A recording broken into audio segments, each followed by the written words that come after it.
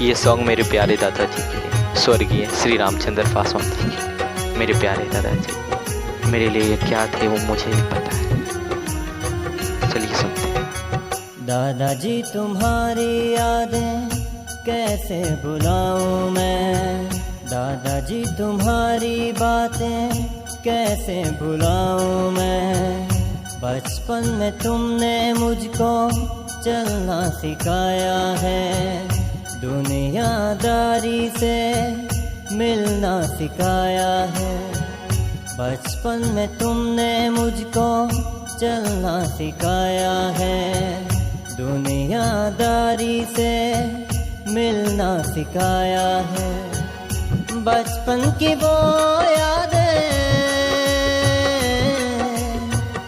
बचपन की वो यादें कैसे भुलाऊं मैं, दादाजी तुम्हारी यादें कैसे भुलाऊं मैं।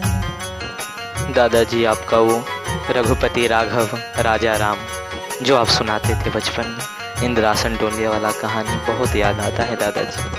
आप जो हमें सुनाते थे चंदा मामा दूर के, चंदा मामा हंसवा दो, ये जो है दादाजी क्या बताओ, बहुत याद आते हैं दादाजी बहुत। कभी कभी घोड़ा बनके मुझको घुमाते थे, छुप छुप के पैसे देकर मुझको पढ़ाते थे। कभी कभी घोड़ा बनके मुझको घुमाते थे, छुप छुप के पैसे देकर मुझको पढ़ाते थे। आँखों में आंसू,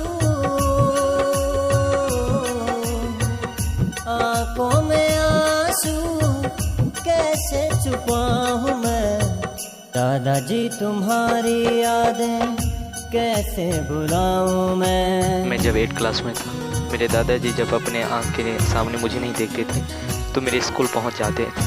वो रोज़ तीसरी जाया करते थे और मेरे लिए स्कूल का बगल वाला जो दुकान था वो फ्री था। मेरे दादाजी करवाए थे, मुझे किसी चीज़ की कमी नहीं होनी थी। मेरे दादाजी, मेरे प्यारे दादाजी।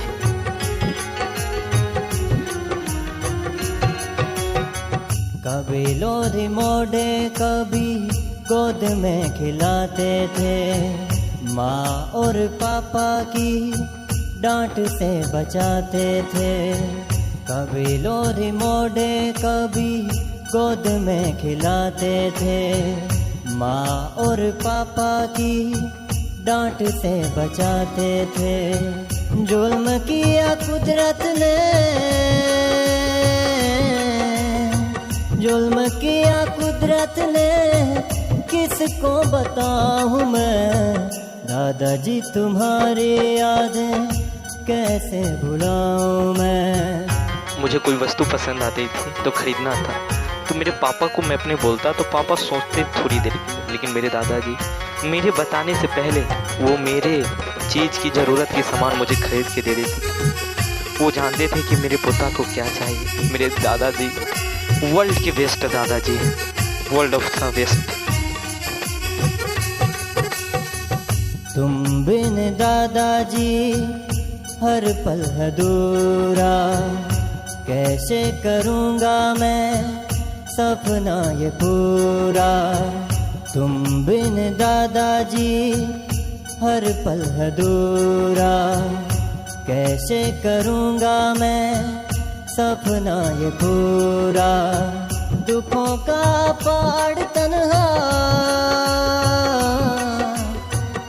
दुखों का पहाड़ तन्हा कैसे उठाऊं मैं, दादाजी तुम्हारी यादें कैसे भुलाऊं मैं। मेरा अगर किसी से झगड़ा हो जाए तो दादाजी मेरे लिए सबसे लड़ जाते थे, चाहे वो कोई भी व्यक्ति हो। मेरे माता पिता से भी लड़ जाते थे। मेरी दादी की तो बात ही अलग। मेरी दादी अगर मुझे चोट पहुंची तो मेरी दादी मेरी मम्मी से बहुत लड़ती है कि मेरे पोते को चोट पहुंची। और मेरे दादाजी तो और ज़्यादा, इतना प्यार करते थे जितना प्यार आज तक मुझे कहीं नहीं मिला। मेरे दादाजी मेरे लिए जो थे एक केवल मैं ही जानता हूँ। मेरे दादाजी मेरे लिए क्या थे, अंदर भावनाएं हैं, उनका गुणगान करने में भी मैं असमर्थ हूँ। मेरे लिए वो बट वृक्ष है मेरे दादाजी।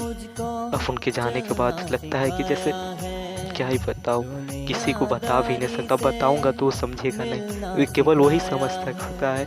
एक पोता ही अपने दादा का प्यार समझेगा और एक दादा ही समझेगा अपने पोते का प्यार, नहीं तो इस संसार में कोई नहीं समझ सकता मेरे प्यारे दादाजी।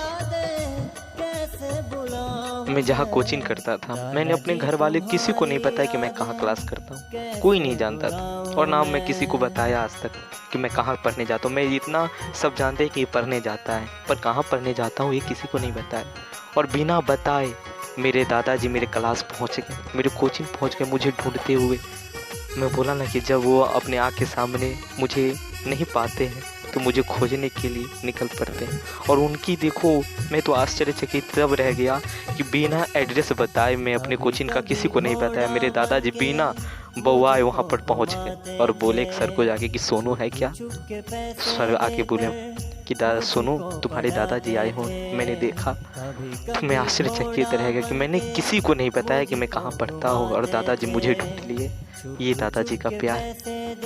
दादाजी अगर मुझे अपने आँख के सामने नहीं पाते थे तो मैं जहाँ रहता था वहाँ चले जाते थे मुझे देखने के लिए सिर्फ। और मेरी नसीब तो मेरा देखो ऐसा कि दादाजी जिस दिन वो जाने वाले थे उस दिन मैंने सुबह दादाजी से बातें हुई और सुबह पर दादाजी से मेरी बातें हुई। और मैं उसके बाद सुबह बात करके मार्केट चला गया जैसे।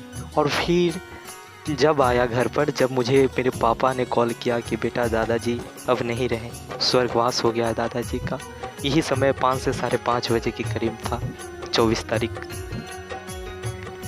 तारीख तीसरा महीना 2024 था। जब मुझे मेरे पापा के द्वारा पता चला तब मैं मार्केट डिस्ट्रिक्ट में था। वहाँ से मैं आया, क्या ही बताऊँ, मैं अपने दादाजी से बात नहीं कर पाया। 12th का एग्ज़ाम देने के बाद मैं घर पर ही रहा। 23 तारीख को रिजल्ट आया। मैं पूजा उस दिन करने गया तो मुझे मंदिर में मेरा आभास हुआ कि ये रिजल्ट आएगा, मैं पास हो जाऊंगा, उसके बाद मेरे दादाजी एक्सपायर हो जाएंगे। और जब मैं 23 तारीख को 2nd डिवीज़न से पास हुआ तो मेरे दादाजी मुझसे पूछे कि पोता पास हुआ। मैंने कहा हाँ दादाजी मैं 2nd डिवीज़न से पास हुआ हूँ। तो दादाजी बोले कि चलो ठीक है, खुश हुए। उसके बाद वही 24 तारीख तीसरा महीना 2024 को मेरे दादाजी राम तत्व में मिल गए। मैं दादाजी को कभी घर पर अकेला छोड़ के नहीं जाता था, मैं घर पर ही रहता था एग्ज़ाम देने के बाद। उस दिन ऐसा हुआ कि मार्केट चला गया और भर दिन मार्केट रहा। और आया जब पता चला कि मेरे दादाजी इस दुनिया में नहीं रहे, मेरे पापा ने फ़ोन करके बोला। जब मैं मार्केट में था पापा ने रोया तो मुझे आभास हो गया कि मेरे दादाजी अब नहीं रहे। मैं ऐसा मतलब उस दिन दादाजी से बात ही नहीं कर पाया। हर समय दादाजी के साथ रहने वाला, मैं घर पर रहने वाला। दादाजी जब देखते थे तो एक आवाज़ लगाते थे। मैं रात को उठता था तो दादाजी को एक आवाज़ लगाता था कि दादाजी दादाजी, तो बोलते थे हाँ बोलो। जब मुझे अगर रात में डर लगता तो मैं दादाजी को बोलता दादाजी, तो दादाजी बोलते हाँ जागा हुआ हूँ। मेरी एक आवाज़ सुनकर वो जाग जाते थे। मेरे दादाजी मेरे लिए क्या थे वो मैं ही जानता हूँ, बस मैं ही जानता हूँ। मेरे दादाजी कभी मुझे किसी चीज़ की कमी महसूस नहीं थी, अपने सीने से लगा के हमेशा रखे हैं। मुझे इतना प्यार दुलार दिए हैं कि मैं बता नहीं सकता। मेरे प्यारे दादाजी वो सबसे लड़ जाते थे मेरे लिए, सबसे, चाहे वो कोई भी व्यक्ति हो, कितना भी महान हो, वो लड़ जाते थे मेरे लिए सबसे। और पापा मुझे कहते कि बेटा चल दिल्ली, तो मैं नहीं जाता था। मैं अपने दादाजी को छोड़कर कहीं नहीं जाता था, और ना दादाजी मुझे कहीं छोड़कर जाते थे। कहीं अगर जाते रिलेशन में तो वो मैक्सिमम 2 दिन रुकते वहाँ पर, और मेरे बिना जब मन नहीं लगता तो वो चले आते। मेरे दादाजी मेरे लिए क्या थे वो मैं ही जानता हूँ, बस मेरे दादाजी। बचपन में तुमने मुझको चलना सिखा